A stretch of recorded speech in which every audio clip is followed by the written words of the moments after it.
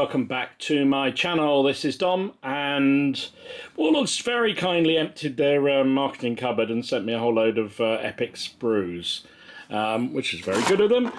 These are the new Epic Hannibal ancient figures.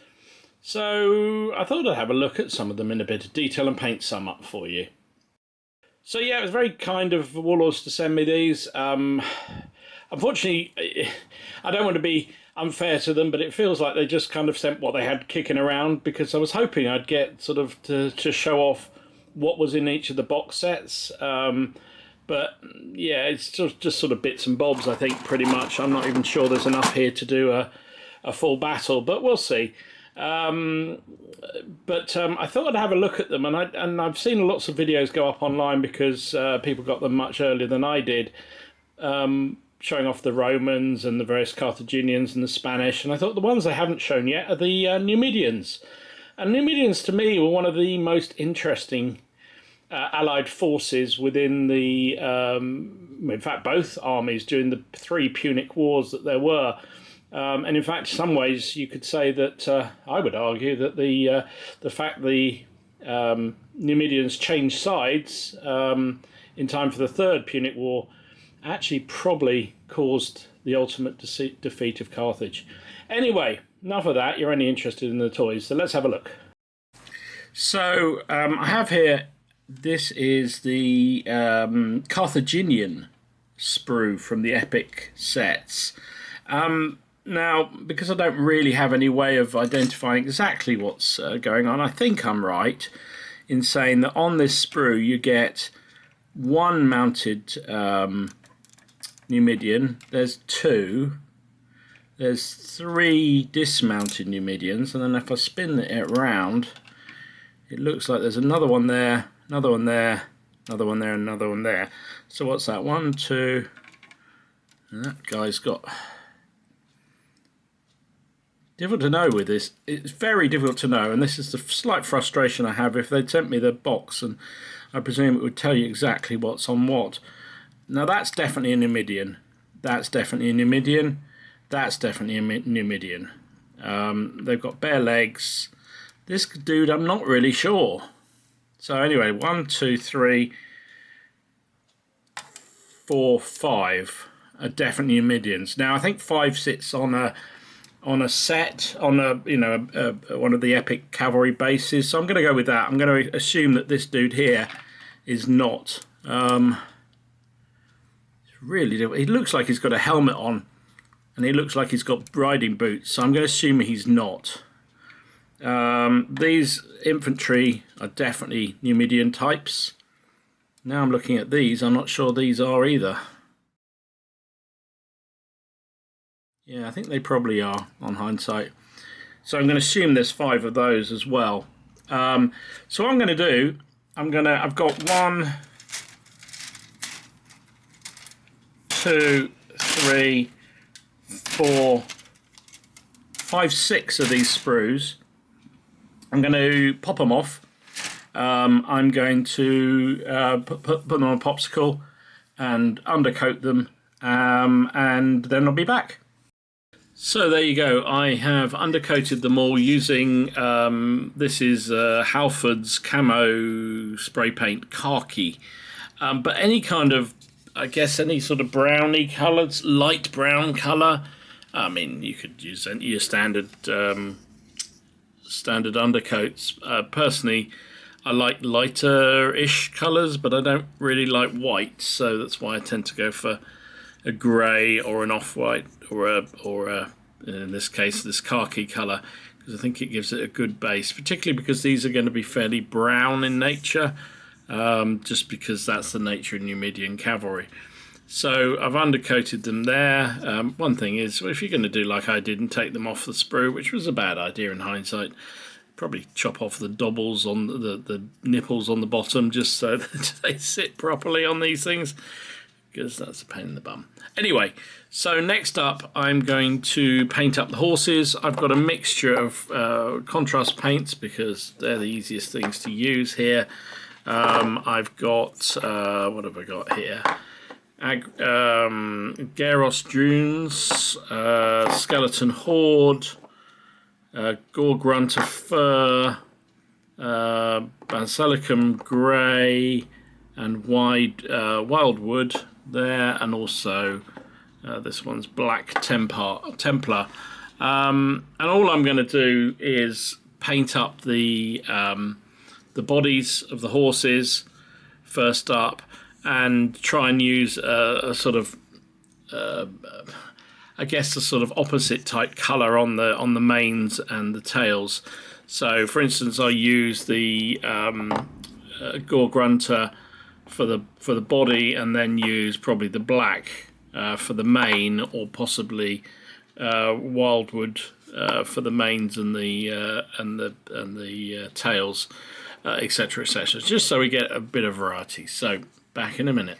So there you go. That's them painted up. Now, the thing about Numidian horses or Numidian riders, most of the sort of contemporary images of them show them riding completely barebacked, and with the only sort of control they had on the horse was a rope that was round the neck, and largely they did it with foot control, or knee control, I guess. So the models don't appear to have any saddle cloths or anything, certainly don't have any kind of stirrups, which is going to make painting them a lot easier to do. Now, by comparison, let me just show you, this will probably annoy warlords, but tough. This is a museum miniature Numidian rider. Now, oops, let me try and put them together. There you go. So you can see the museum is fractionally bigger than the Epic figure, but not so much so you wouldn't notice. And I'm going to sprinkle in a few of these just to sort of increase the number of cavalry I've got, because you are limited by just these 5 figures that you get at the Epic box. Now, the only problem with these museums is, which I fundamentally disagree with, is they've got saddle cloths. They also appear to have some sort of shoes on, which again, most of the contemporary art I've seen doesn't have any shoes on. And you can see here on the they have a boss on the shield, which I'm not sure I agree with either, because mostly you see pictures of these Numidians with sort of cowhide shields.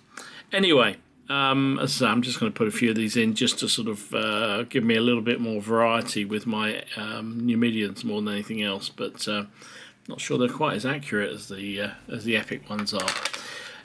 Anyway, so the horses are done. I am going to now work on the flesh tone. Now, the lazy thing to do with these guys is, you know, you think they're from Africa, so therefore they're very dark skin. And actually, the problem is, if you look at contemporary people who live in Algeria, they have quite a range of skin tone, from fairly dark to actually pretty much Caucasian white kind of thing. You know, the lazy thing would just be to do it one skin tone, but I'm not going to do that. I'm going to use Dark Oath Flesh contrast, and also Guilliman's Flesh, and I'm going to intersperse the two and see how that transpires. And I'm going to do that next.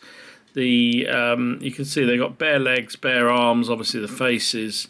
You can't really see into the shield hand, so that gets around that. So we'll just paint these up and see how it turns out. Right, so that's all finished. I've done the skin tones. You can see it just gives us, well, I don't know whether you can see in this light, but it gives a slight variation in the colours, tones for using the two different skins, and also doing that sort of tan coloured base colour allows a little bit of variation come through, because, you know, speed paints are fairly translucent, so they lose a lot of their deep colour into the shade, into the gaps and the nooks and crannies, because that's what it's designed to do. So I think the effect's quite good.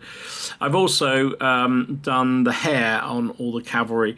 So I've just used the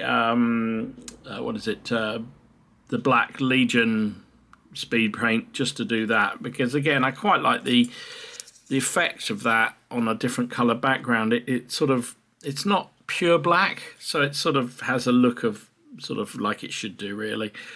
So next up, what I'm going to do is on each of the riders, now again, illustrations I've seen of Numidian light cavalry from wall art and so forth, they appear to have very, very limited sort of horse control. They use their knees basically and their legs to control the horses. That's one of the reasons why they were such good riders.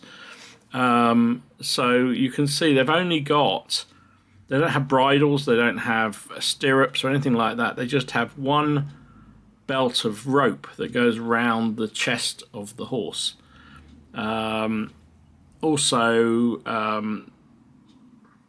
Some of the riders have that same belt on their backs. I don't know whether you can see that. It's not quite coming out. Anyway, on the back of the riders, you can see the belt, which again was rope. So what I'm going to do with that is I'm going to use this is AK Interactive paint. This is early sand yellow. I just want a sort of yellowy colour, but not too yellow, if you see what I mean. And I'm going to do all of those. I'm also going to do the tunics for the riders using AK Interactive Deck Tan. Deck Tan, I think, is probably one of the most useful colours that you can have. So I'm going to do that, and then probably what I'd also do while I'm doing the Deck Tan is also do the fronts of the shields. As I say, I think again, it appears that most of the riders, Numidian riders, had sort of cowhide covered shields. So I'm going to use this as the base colour for that. So back when that's all done. Right, there we go. All the tunics have been done. I've splodged a bit on there, so I'm going to have to tidy up a bit on the hair colours on a couple of the horses, a couple of the men, sorry. I've also done the shields and also as I say, the ropes that come around the chests of the horses have been done. So next up, I'm going to tidy up the bits I've splodged on, a bit of the skin tone I also mucked up, so I'll just go back and touch that up.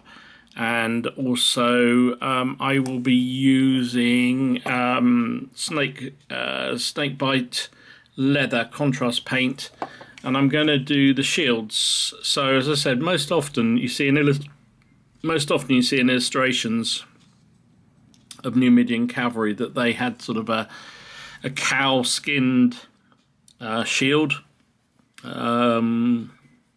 certainly as a covering over presumably the wooden and hide structure that was underneath. So that sort of is sort of a creamy white colour with sort of brown blotches often you see on it. So I'm going to do that using that contrast.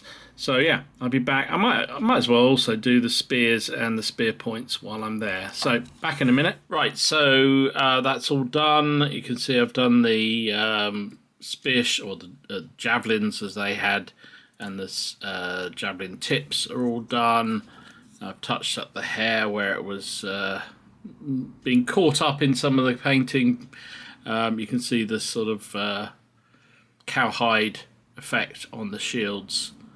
So next what I'm going to do is get some Army Painter light tone, and I'm going to wash all of the figures all over completely.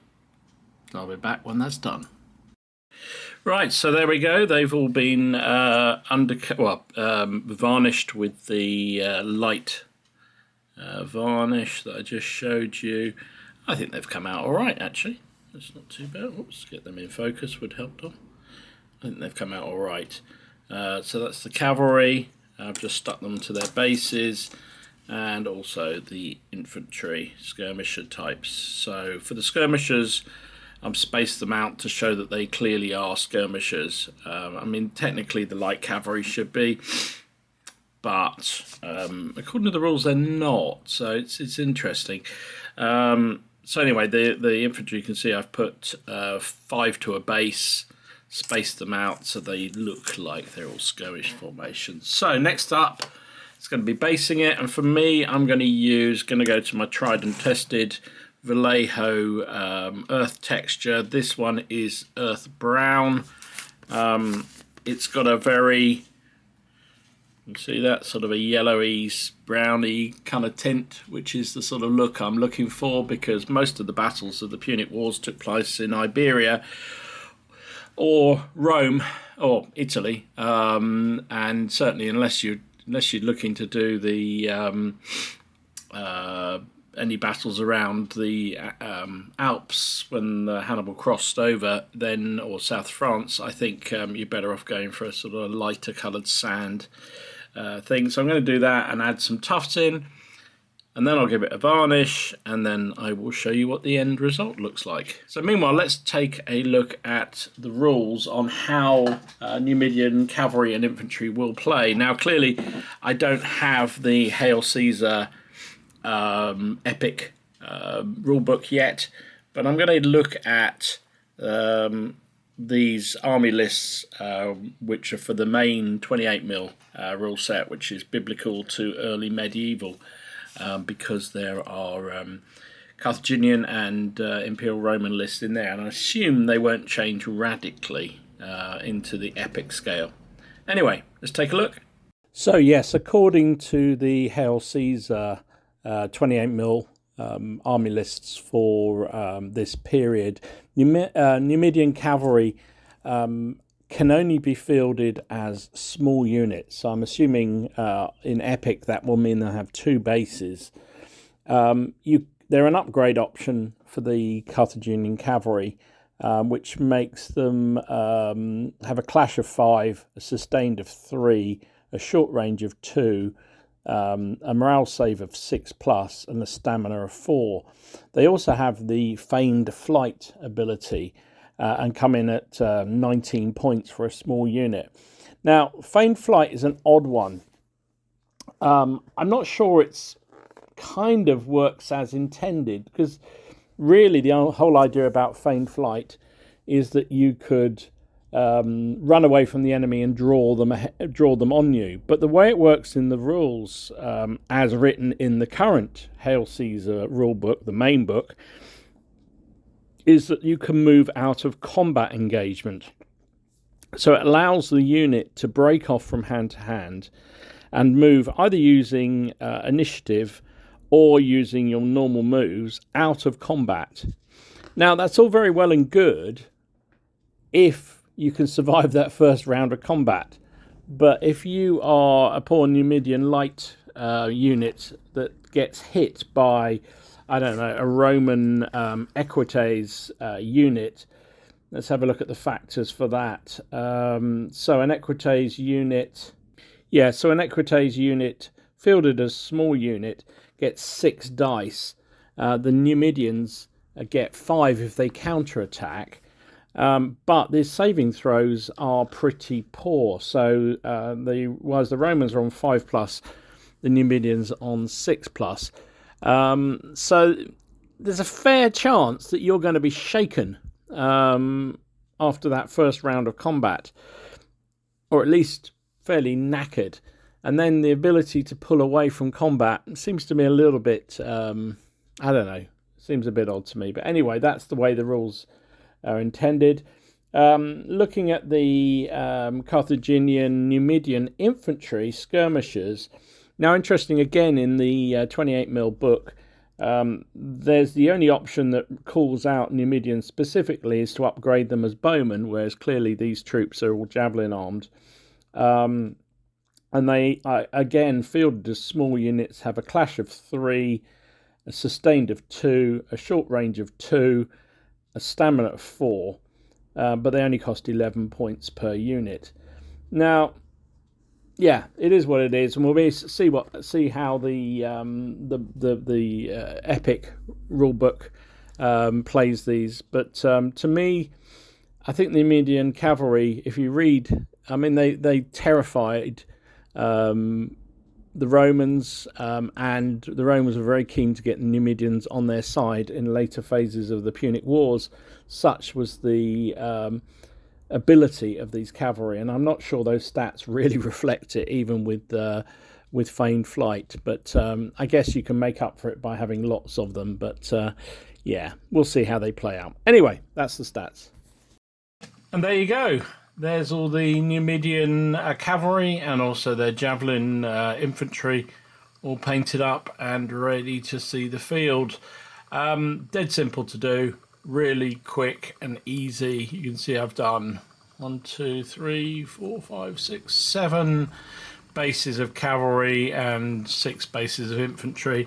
Probably only took me real time a few hours to paint because it's so darn simple. And I think that's always my experience with these epic figures, a bit like 15mm classic wargame figures, is that you can get away without spending a huge amount of time on them, and they still look pretty effective. So I hope you think so too. So there you go. There's the Numidians. Definitely one of my favourite nations in the Punic Wars. Just fascinated by the fact I always like light cavalry. Don't know why. Mainly bow-armed light cavalry, but in this case, javelin light cavalry will do the trick. I just think it's always fascinating how they were able, as tribesmen, to control their horses and run rings around so-called civilized cavalry. Always great fun. So, and these aren't bad figures. Again, I think the cavalry have definitely moved on a pace since the pike and shot cavalry, which I think were rather, underwhelming, shall we say, particularly. And I think it's more down to the poses they've done with these Numidians. They're much more. There's less of the front of their riders that you can see, and therefore the poses are definitely better, and there's less of that sort of undefinedness of the front of a figure. So I think it works pretty well. They look pretty good. So we'll see how they do on the table. And this is my first of the collection of Punic epic Hannibal figures that I've painted up. So I'm starting some more now. And if you found it interesting, please give it a like, subscribe, share, do all that good stuff. And we'll be working our way through the rest of the figures that Warlords kindly sent to me. So thank you once again to them for doing that. So this has been Dom. Stay tuned for more Hannibal figures to come along in the next few weeks and months. And ultimately some gameplay, because that's what we're all here for. Stay safe, stay well. This is Dom, signing out. So who were the Numidians? They're believed to be a series of tribes of semi-nomadic peoples who were part of a sort of Berber population of the region of Numidia, which is kind of currently Algeria, if you look at the maps.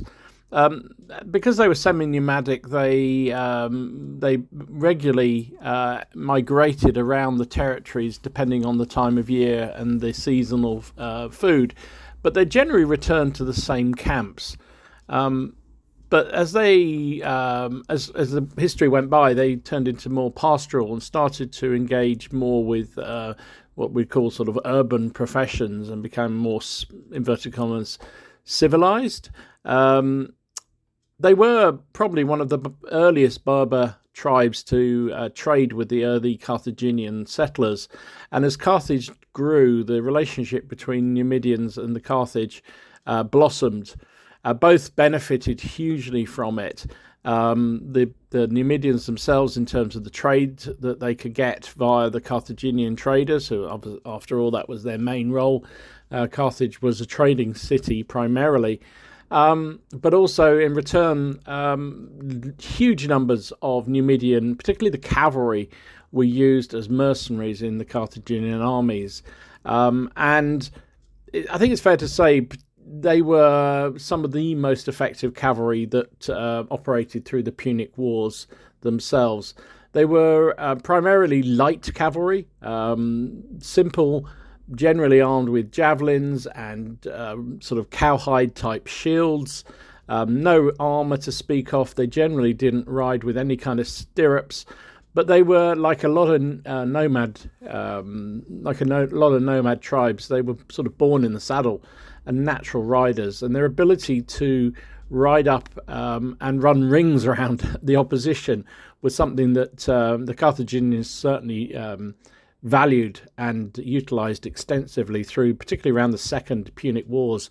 They played a hugely significant role in all the battles of that period, generally running rings around the Roman cavalry and causing mayhem that they just couldn't answer.